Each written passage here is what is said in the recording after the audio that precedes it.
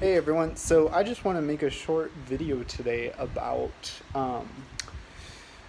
just how would I say it, psychological feelings or just mood. Yeah, let's go with that. Mood and language learning. This is something that I think is one of the most important things to think of when we're learning languages.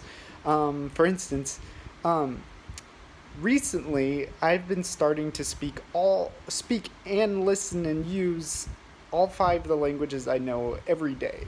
And I'm starting to feel the psychological um, effects on that, which you get very tired. And that's one thing. And then you start to mix all the languages together, at least the ones you don't know as well. Like Mandarin and English, I usually won't mix up. I mix a lot of Chinese in my English now, but the other way, not usually. I don't usually mix English and Chinese. Well, Mandarin, you know. I speak three Chinese languages, so usually what happens is like Cantonese will sneak in my Swedish, and it will also sneak into um, my Chubihua, which is my girlfriend's language. But and then also Cantonese will also sneak into my Mandarin, but usually other languages, I don't know. Yeah, there's all sorts of different weird mixtures going on. Usually it's my Cantonese affecting my Swedish a lot. Um, and then also my Swedish affects my Cantonese too. But it depends. If my brain doesn't want to speak Swedish one day, like Swedish won't affect my Cantonese. But if my your brain is like, whoa, I really want to speak Swedish today, then my Cantonese will be affected by Swedish and not the other way around. It's kind of strange, really. Um, but usually after a few minutes, my brain will get in the like find the right pathways to use and then whatever. But this I digress. So what I want to talk about today is mood with language learning. So one thing I've found out from doing so many language exchanges over the years is there is a lot of times where just before the language exchange starts, my brain will come up with all sorts of different excuses to just not do it that one day. Like today, I woke up from my afternoon nap with a headache and feeling a little under the weather. My throat was feeling a little itch, itchy, scratchy kind of stuff, and I was just like, well, maybe I don't want to speak Swedish today. But I was like, no, no.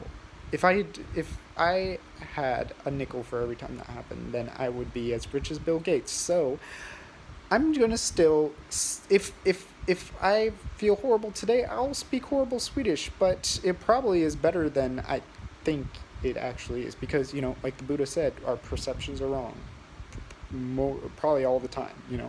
So I spoke Swedish, and I at least spoke Swedish. I felt like it was horrible, but I mean, I'm sure it was much better than some of the first times I spoke. And I can get my point across with some things, so I was just like, I spoke 40 minutes of Swedish today, so I'm happy with that. Uh-huh. So sometimes we just need to push through that horrible feeling because our brains want to, what is it? I'm trying to think of that Beastie Boys song. What is it? It's like da da da da da da da da da. Isn't that all Beastie Boys songs? I don't know. Oh, sabotage. That's it. It's like your brain wants to sabotage you, and don't let your brain sabotage you. You just gotta. If your brain is really afraid of doing something, it probably means that you need to do it even more, right? So, like, I d- spoke Swedish, and I'm happy that I did that. I felt like I received kind of a self confidence blow afterwards, because I was like, oh man, I spoke horrible Swedish. But I think it was my brain just making up shit. It was my disillusions trying to get to me. But um, the main point is that we need to show up. We just need to show up. We need to get our time in. So if we put in the time every day to speak, we're going to get better at speaking. If you're going to put in the time to listen every day, you're going to get better at listening. If you want to write every day, you're going to get better at writing. It's simple as that. There's no shortcuts or whatnot. It's just that. It's just, you want to get better at listening? Listen. You want to get better at speaking? Speak. And if you let your brain control you with shitty moods, then you're going to be a slave to your shitty moods. And actually, there was something I remember. There's something that I read the other day. I think when I was reading a Kierkegaard. He said that despair is actually just a kind of like an like rose-colored glasses. You put them on and then you see everything rose-colored. Despair is the same thing. Or I guess you could say like depression too here. Like you put on that despair, those despair goggles, and then the whole world is just shit all of a sudden. It reminds me of that one episode of South Park too. There's like that disease people got where they started seeing the world as shit, and it was actually just like big turds and stuff everywhere. Yeah, that was a good episode. I mean, South Park is just amazing in general. But that's something we just got to get over. We just need to show up, and if we show up, we're gonna get better.